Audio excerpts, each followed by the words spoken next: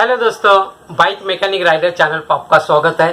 दोस्तों, एक सब्सक्राइबर है आरव जीएस के, इन्होंने कमेंट में पूछा है, इन्होंने कहा है मेरी दोस्त सलाह है, उनका रिप्लाई दे दो। ऐसे एक हिसाब से बात है, यानी पूछा है, यानी सलाह मांगी है। तो पहला पॉइंट इन्होंने पूछा है, अगर ओल्ड मॉडल की जूनी बाइक 2014 मॉडल की पल्सर 150 अगर कंपनी के तरफ से सर्विसिंग, यानी कहने का मतलब उनका अच्छापन करके काम करके लेते हैं कंपनी के तरफ से, पुरानी अगर पल्सर 150 सीसी की बाइक है उसे, तो कितना दिन तक चलेगी, सही होगा क्या? इन्होंने पूछा है लेना सही है या ऐसा पूछा है। तो मैं थोड़ा कंफ्यूज हो गया, लेना सही है क्या पूछा। इससे मुझे ऐसे भी लगता है कि कुछ परचेज यानी खरीदी करना चाहते हैं क्या किसी और से, 2014 का मॉडल पल्सर 150। ऐसे मैं कंफ्यूज हो गया यार, इनके है मुझे पता नहीं है, क्योंकि उन्होंने कमेंट में वैसे नहीं पूछा है। इन्होंने पूछा है लेना सही है क्या, ऐसा पूछा है। तो मैं एक सलाह देना चाहता हूँ, अगर जूनी बाइक है 2014 की पल्सर, भले से कोई भी हो लेकिन 2014 है, तो इसको ना परचेस करो, क्योंकि मशीनरी है, बाइक भी एक प्रकार की मशीनरी है, इंजन है। तो कोई भी इंजन उनका लाइफ होता है, तो लाइफ होने की वजह से उनमें कैसे जो परफॉर्मेंस में गड़बड़ होता है, गड़बड़ बोले तो जितना चाहे उतना परफॉर्मेंस नहीं मिलेगा, आपका फ्यूल ज़्यादा जाएगा, यानी 4 आने की मुर्गी 12 आने का मसाला, ये मोहर होने के आधार पर इसको ना परचेस करें। अगर लेना है, आपने पूछा है तो आपकी रहेगी, तो उसके लिए मैं अलग से कमेंट का रिप्लाई दूंगा। लेकिन अगर लेना है यानी खरीदी करना है, ऐसा अगर मतलब होगा तो मैं रिकमेंड करना चाहता हूँ, आपके ऊपर है, लेकिन मैं मेरा सुझाव देना चाहता हूँ आप परचेस ना करें। उससे अच्छा आप अगर इंस्टॉलमेंट के ऊपर, EMI के ऊपर अगर लेते फिर भी चलेगा। नई बाइक भले से 20-25 हज़ार डाउन पेमेंट करे, दूसरा लेगा फिर भी चलेगा। भले से आपका पैसा थोड़ा ज़्यादा जाएगा, लेकिन बाइक का परफॉर्मेंस ज़्यादा होएगा, आपको माइलेज सही में मिलेगा। क्यों ऐसा मैं बात कर रहा हूँ, क्योंकि अभी का मॉडर्न ज़माने की जो बाइक है, एक ऐसे एडवांस वर्जन की बाइक है, इनमें अलग अलग प्रकार के सेंसर होते हैं, तो आपका परफॉर्मेंस अच्छा काम है। जैसा फॉर एग्जाम्पल एक ही एग्जांपल देता हूँ, एग्जांपल बहुत है गाड़ी के एडवांस परफॉर्मेंस के लिए, लेकिन मैं एक ही एग्जांपल देना चाहता हूँ, आप समझ सकते हैं। 10-12 एडवांस वर्जन होता है। जैसे हम लोग बात करते इसके बारे में, जैसा ABS सिस्टम होता है इसमें, है ना, या FI सिस्टम भी होता है, ऐसे भी होता है। और दूसरी बात बोले तो क्या मतलब होता है, जैसे i3S ये सिस्टम होता है अभी के बाइक में। i3S सिस्टम के वजह से क्या होगा, आप अगर ट्रैफिक में चलाते हो या सिग्नल में बाइक को खड़े किया तो ऑटोमेटिकली बाइक का इंजन बंद होएगा, बाइक ही बंद हो जाएगी, और बाद में आपको क्लच ही ओढ़ के आपको बाइक को स्टार्ट करना है। इससे क्या होगा, आपका फ्यूल का वेस्टेज नहीं जाएगा, आपका फ्यूल बचेगा, यानी आपका माइलेज ज़्यादा मिलेगा। शॉर्टकट में अंडर वाला बात, अगर आपने 2014 की अगर बाइक लेते तो जहाँ पर आपको 40 का अगर माइलेज मिलता है, 40 का 1 लीटर में, लेकिन अभी के ज़माने की अगर बाइक लेते तो आपको 70 का माइलेज मिलेगा, यानी आपका फ्यूल कितना बचेगा आपको सोचना पड़ेगा। अगर आप लेना चाहते हैं, ये मतलब का अर्थ लगाते हैं, तो मुझे पता नहीं आपकी है या आपको लेना है।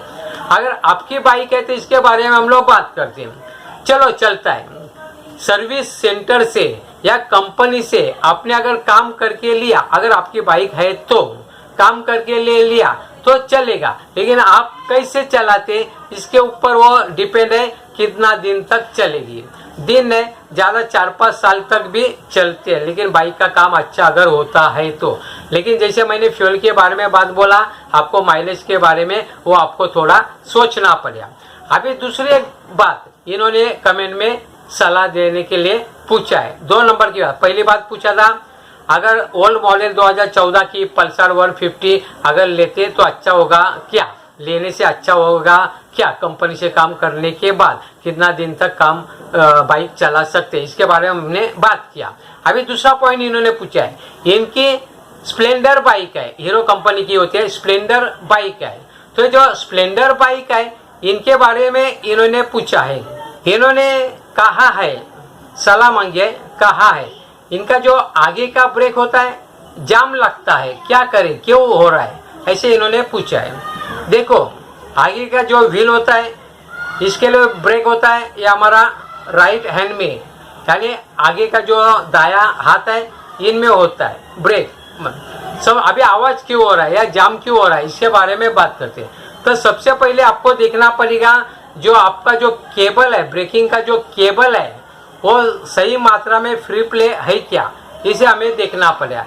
जैसे कि आपने ब्रेक दबा दिया, ब्रेक लगा दिया, प्रेस कर दिया, लेकिन छोड़ने के बाद भी वो अगर सही मात्रा में नहीं छूटता है तो इसका मतलब क्या हो जाएगा, आपका केबल में भी खराबी हो सकती है। ऐसे क्यों होता है, अभी बारिश का मौसम, जो मैं वीडियो बना रहा हूँ सितंबर महीना चालू, सितंबर हम लोग हिंदी में बात करते हैं, ये महीना चल रहा है, यानी बारिश तो जून से चालू हो गया।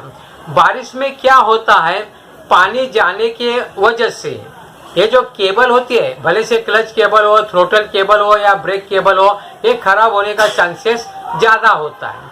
यानी ब्रेक के अंदर की जो केबल के अंदर की जो तार होते हैं सही मात्रा में फ्री प्ले ऊपर नीचे नहीं होती है। हमने ब्रेक मारा और जो छोड़ दिया तो छूटना चाहिए लेकिन छूटता नहीं। इसका पहला कारण है आपका जो ब्रेक केबल है वो खराब हो सकता है, वो सही है या गलत है इसको आपको देखना पड़ेगा। तो कैसे देखें इसे सही है या गलत, आपको क्या करना पड़ेगा, जो आगे का व्हील है, फ्रंट व्हील है, जो ब्रेक केबल आ गया, दूसरा एंड पॉइंट आ गया, इसको निकालने के बाद देखना है, ब्रेक मार के निकाल व्हील से अलग करने के बाद देखना है जो तार अंदर की तार केबल के अंदर की वो सही मात्रा में फ्री होती है या नहीं होती है, इसको देखना पड़ेगा, है ना, बराबर देखना पड़ेगा। अगर सही है तो अच्छी बात है। तो जाम क्यों है, दूसरी बात देखते हैं। अभी केबल समझो ठीक है, लेकिन जो व्हील के अंदर जो कंपोनेंट्स है, जो व्हील के अंदर सेंटर में स्प्रिंग होती है, इसे भी देखना है। अगर पुरानी बाइक होगी तो गड़बड़ हो सकता है। या जो ब्रेक शू है ये अगर खराब हुआ रहेगा तो इसको रिप्लेस करना पड़ेगा, इसको आपको सफा करना पड़ेगा। जो सेंटर में जो पार्ट्स है इसको निकाल के व्हील का जो ब्रेक शू होता है इसको अच्छा तरीके से घिसना पड़ेगा, कहीं ना कहीं फ्रिक्शन होता रहेगा। बारिश का भी मौसम चालू है तो गड़बड़ भी हो जाता है।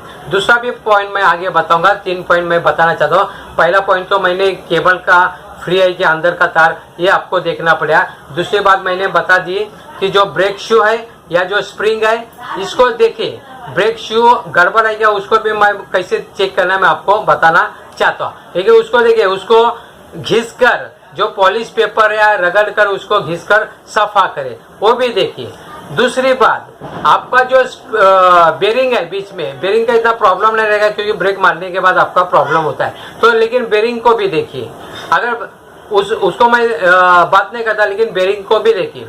और तीसरी बात कौन सी है, आपका ब्रेक शू खराब है या नहीं, वो बाहर से आप पहचान सकते हैं। जो आगे के व्हील के सेंटर में बाहर से हम लोग देख सकते हैं। जब आप ब्रेक मारते हैं तो वहाँ पे एक एरो होता है, वो एरो अगर सही मात्रा में, और ऊपर एक नोक होता है, एरो अगर सही मात्रा में एक के नीचे एक अगर आता है तो सोचने का, समझने का आपका ब्रेक शू खराब है। ब्रेक शू अगर खराब होगा तो आपको रिप्लेस करना पड़ेगा। अगर ब्रेक शू अच्छा है फिर भी उसको सफा करना पड़ेगा, घिस के अच्छा सफा करना पड़ेगा। अगर ये काम करते तो आपका प्रॉब्लम सॉल्व हो जाएगा, दूसरा कुछ भी प्रॉब्लम आपका नहीं है। तो ये मतलब है, यानी आप ब्रेक मारते तो उस समय छूटता नहीं, इसके लिए केबल के अंदर का तार होता है वो फ्री प्ले होना चाहिए, या जो व्हील के अंदर का ब्रेक शू है और स्प्रिंग है वो तुरंत छोड़ना चाहिए। वो और मेन बात दिमाग में आ गया, मेन बात आपको लुब्रिकेट करना पड़ा। बारिश का सीजन है, 4-5 दिन में ऑयलिंग करवाना, जो आप इंजन ऑयल चेंज करते वो भी डालेंगे चलता है, तो उसको लुब्रिकेट, अगर लुब्रिकेट करते तो प्रॉब्लम आपका आधा सॉल्व हो जाएगा। दोस्तों छोटी बात थी लेकिन बड़े काम की बात मैं आप लोगों को वीडियो के माध्यम से हमेशा बताते आता है, वीडियो अपलोड कर बताते बनाने की कोशिश करता है, वीडियो बना के आप लोगों के लिए लेके आते रहता। आपको अगर वीडियो अच्छा लगता है तो प्लीज़ लाइक शेयर और सब्सक्राइब करें अपने दोस्तों मित्रों के साथ। आपने मेरा वीडियो देखा, जय हिंद, वंदे मातरम।